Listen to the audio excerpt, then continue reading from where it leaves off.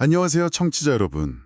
오늘 저희와 함께 깊이 들여다볼 자료는요, 서울회생법원에서 나온 공식 문서입니다. 바로 제2회 채권자 집회 보고서인데요. 어떤 한 개인의 삶이 담긴 기록이라고 할 수 있겠죠. 물론 저희가 오늘 다룰 사건의 사건 번호라든지 아니면 관련된 분들의 성함 같은 개인정보는 모두 비실명 처리했다는 점 먼저 말씀드립니다. 네, 맞습니다. 이 보고서는 이제 2024 하단으로 시작하는 번호의 사건인데요. 개인 파산 신청 사건에 아주 상세한 내용을 담고 있습니다. 법원이 선임한 파산 관제인, 이 사건에서는 홍연필 변호사님이신데 이분이 직접 작성하신 공적인 문서죠. 그렇죠. 그래서 이번 시간에는 이 공식 기록을 통해서 실제 개인 파산 절차가 어떻게 진행되는지, 또 그 법정 문서 이면에 있는 한 사람의 이야기는 어떤 건지, 그걸 좀 청취자 여러분과 함께 이해해 보려고 합니다. 바로 본론으로 들어가 볼까요? 네, 좋습니다. 보고서를 보면 먼저 채무자 정보부터 나오는데요. 1966년생, 그러니까 만 59세 여성이시고 현재 월 한 80만 원 정도 버시는 일용직 근로자라고 되어 있네요. 어떻게 이런 상황까지 오게 되셨을까요? 그 배경부터 좀 봐야 할 것 같아요. 네, 그 보고서에 채무자의 살아오신 과정이 간략하게나마 담겨 있습니다. 보면 20살에 일본으로 가셔서 결혼도 하시고 자녀도 두셨는데 여러 어려움이 있으셨던 것 같아요. 우울증도 겪으시다가 2007년경에 결국 혼자 귀국하셔서 어머니를 모시고 살게 되셨다고 합니다. 아, 평탄하지만은 않으셨네요. 네, 그렇죠. 좀 그런 사연이 있으셨던 것 같고요. 보고서에서는 파산의 직접적인 원인이 발생한 시점을 2024년 4월경으로 보고 있더라고요. 그러면서 대출이자 부담, 또 실직, 생활비나 의료비 증가, 이런 복합적인 요인들을 언급하고 있어요. 구체적으로 어떤 일들이 있었는지 좀 더 설명해 주실 수 있을까요? 아, 네. 그 중요한 어떤 분기점들이 몇 가지 나오는데요. 우선 어머님이 고관절 수술을 하시게 되면서 그 수술비 마련 때문에 대출을 받기 시작하셨고요. 그리고 또 2019년에는 본인이 계단에서 넘어져서 입원하시는 바람에 일을 좀 쉬게 되셨어요. 그러다 보니까 생활비가 부족해져서 카드 대출을 쓰기 시작하신 거죠. 아, 본인 건강 문제까지 겹쳤군요. 네. 특히 보고서에 보면 돌려막기라는 표현이 직접적으로 등장을 하거든요. 아, 그 돌려막기요? 네. 그러니까 기존 빚을 갚으려고 또 다른 빚을 내는 그야말로 악순환인데 이런 식의 돌려막기가 계속 반복되다가 결국은 도저히 감당할 수 없는 상태에 이르게 되었다. 이렇게 설명하고 있습니다. 사실 이런 돌려막기는 법원에서 파산 사건을 다룰 때 보면 채무자가 더 이상 스스로는 회복하기 어려운 상태라는 걸 보여주는 어떻게 보면 좀 전형적인 신호이기도 해요. 그렇군요. 정말 한 가지 문제가 아니라 여러 어려움이 건강 문제라든지 가족 부양 부담, 또 소득이 끊기는 상황 같은 것들이 연쇄적으로 발생하면서 결국 빚의 무게를 견디기 어려워진 상황으로 보이네요. 맞습니다. 복합적인 요인들이 작용한 거죠. 그럼 이제 재정 상황을 좀 더 구체적으로 살펴보죠. 총 채무액, 그러니까 보고서상 파산 채권이라고 되어 있는 금액이 약 5,439만 원이라고 합니다. 채권자는 신한카드주 외 3 이렇게 표기되어 있는데 아마 여러 금융기관 채무가 하나로 묶여서 관리되는 모양이네요. 네, 그럴 가능성이 높습니다. 채권 매각이나 이런 걸 통해서요. 그리고 이 빚은 2018년 7월경부터 주로 생활비하고 의료비 목적으로 발생했다고 하고요. 네. 여기서 이제 파산 채권과 좀 구별해야 할 개념이 재단 채권이라는 건데요. 아, 재단 채권이요? 네. 이건 뭐랄까 파산 절차가 진행되는 동안 발생하는 비용들, 예를 들어 관제인 보수라든지 이런 것처럼 좀 우선적으로 변제받아야 하는 채권을 말합니다. 그런데 이 사건 보고서를 보면 보고된 재단 채권은 0원이에요. 없습니다. 아, 재단 채권은 전혀 없군요. 그게 어떤 의미가 있는 건가요? 이게 중요한데요. 재단 채권이 없다는 건 그만큼 파산 절차 자체를 진행하는 데 드는 어떤 추가적인 비용 부담이 적다는 뜻이고요. 그래서 오롯이 기존에 있던 빚, 즉 파산 채권의 처리 문제에만 집중할 수 있게 돼서 절차가 상대적으로 좀 단순해지는 효과가 있습니다. 아하, 그렇군요. 절차가 좀 더 간소화될 수 있다. 그럼 이분이 가지고 계신 자산은 어떤가요? 보고서에 두 가지 주요 자산이 기재되어 있던데요. 맞습니다. 그 자산 부분이요.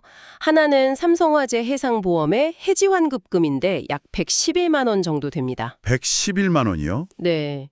그리고 또 하나는 현재 거주하고 계시는 주택의 임대차 보증금, 이게 1,000만 원입니다. 아, 보증금 1,000만 원. 네.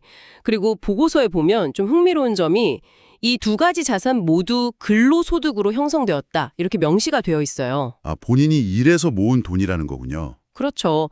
그리고 지난 5년간 특별히 보유했거나 처분한 다른 중요한 재산은 없었고, 또 별거 중인 배우자나 혹은 부모님, 아버님은 1981년에 이미 돌아가셨고요. 자녀 명의의 재산도 보고된 바 없다, 이렇게 확인이 되었습니다. 네. 자, 그럼 이제 파산 절차에서 아주 중요한 역할을 하는 파산관제인. 이 사건에서는 홍현필 변호사님의 조사 결과가 중요할 텐데요. 결과가 어떻게 나왔습니까? 관제인 조사 및 상당히 폭넓게 이루어진 걸로 보입니다. 거주 이력이라든지 직업 변동 내역, 또 가족들 재산까지 다 확인을 한 것 같은데요. 핵심 결론은 이겁니다. 채권자들에게 배당할 만한 재산, 그러니까 이걸 현금화해서 나눠줄 만한 재산이 사실상 없다는 거죠. 보고서에도 환가 진행 재산 없음, 이렇게 명확하게 기재되어 있습니다. 그런데 아까 자산으로 보험 해지 환급금 111만 원이랑 임차보증금 1,000만 원이 있다고 하셨잖아요. 그건 어떻게 되는 건가요? 환가할 재산이 없다면서요? 아, 네. 아주 좋은 질문이십니다. 바로 그 두 가지 자산은 보고서에 환가 포기 재산으로 분류가 되어 있습니다. 환가 포기요? 네. 즉, 이걸 현금화해서 채권자들에게 나눠주는 그 청산 절차 대상에서 제외하겠다는 결정입니다. 아, 왜 그렇게 하는 거죠? 자산이 있긴 있는 건데. 이게 법이 가진 어떤 균형 감각이라고 볼 수 있는데요. 채권자의 권리도 보호해야 하지만 동시에 채무자가 최소한의 생계를 유지하고 다시 일어설 수 있는 기반은 남겨줘야 한다는 거죠. 통상적으로 보면 이 사건처럼 소액의 보험금이나 특히 주거에 꼭 필요한 소액 임차보증금 같은 경우는 법적으로도 압류가 금지되는 경우가 많고요. 설령 압류 금지가 아니더라도 이걸 굳이 환가해서 채권자들에게 나눠주는 실익보다 채무자가 이걸 가지고 기본적인 생활을 유지하고 다시 경제적으로 재기하는 데 사용하는 것이 더 사회 전체적으로 이익이라고 판단될 때 이렇게 환가를 포기하는 결정을 내립니다. 아, 그렇군요. 단순히 빚을 없애주는 걸 넘어서 최소한의 삶의 기반은 유지할 수 있도록 배려하는 거네요. 법에도 나름의 온기가 있다고 해야 할까요? 그렇죠. 뭐랄까, 인간적인 삶을 유지할 최소한의 발판은 남겨두려는 그런 취지가 반영된 거라고 볼 수 있습니다. 네. 그럼 이런 조사 결과를 토대로 관제인이 법원에 최종적으로 제시한 의견은 무엇이었나요? 관제인 의견은 아주 명확했습니다. 면책 허가를 건의한다, 이거였어요. 면책 허가, 빚을 탕감해주라는 거군요. 네. 그 이유는 간단합니다. 법에서 정하고 있는 면책 불허가 사유들, 예를 들면 재산을 일부러 숨겼다거나 아니면 거짓으로 빚을 막 늘렸다거나 하는 그런 행위들이 발견되지 않았다는 거죠. 보고서에도 법이 정한 면책 불허가 사유가 존재하지 않음, 이렇게 명시되어 있고요. 그래서 결론적으로 이 채무자에게 경제적 갱생의 기회를 주는 것이 타당하다, 이렇게 보고 있는 겁니다. 경제적 갱생의 기회. 네.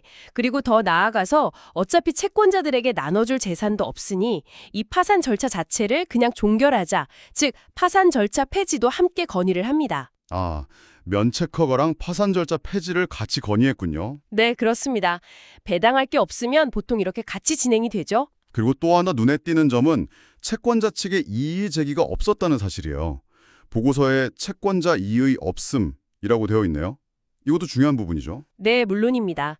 채권자들이 이의를 제기하지 않았다는 것은 이 면책 결정 과정에서 법원이 판단할 때 상당히 좀 긍정적인 신호로 작용할 수 있습니다.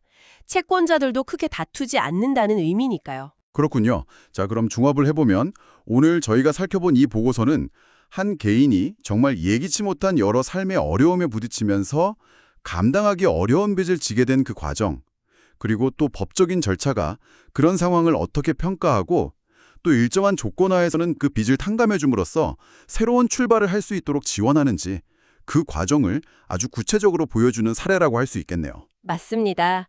이 문서 한 장에 사실은 법원이 개인 파산 사건을 얼마나 좀 체계적으로 또 다각적으로 들여다보는지를 잘 보여주는 것 같아요.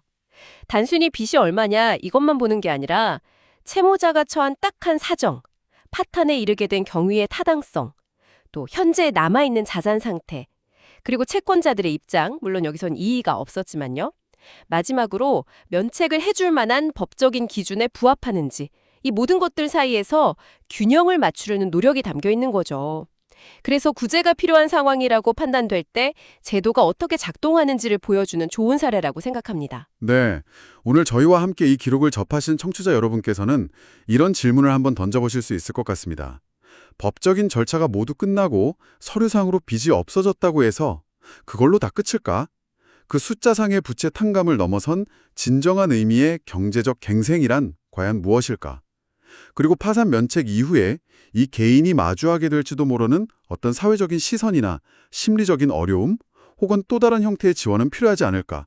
이런 부분들을 이 보고서 너머의 이야기로 한 번 더 깊이 생각해 보시는 계기가 되었으면 합니다.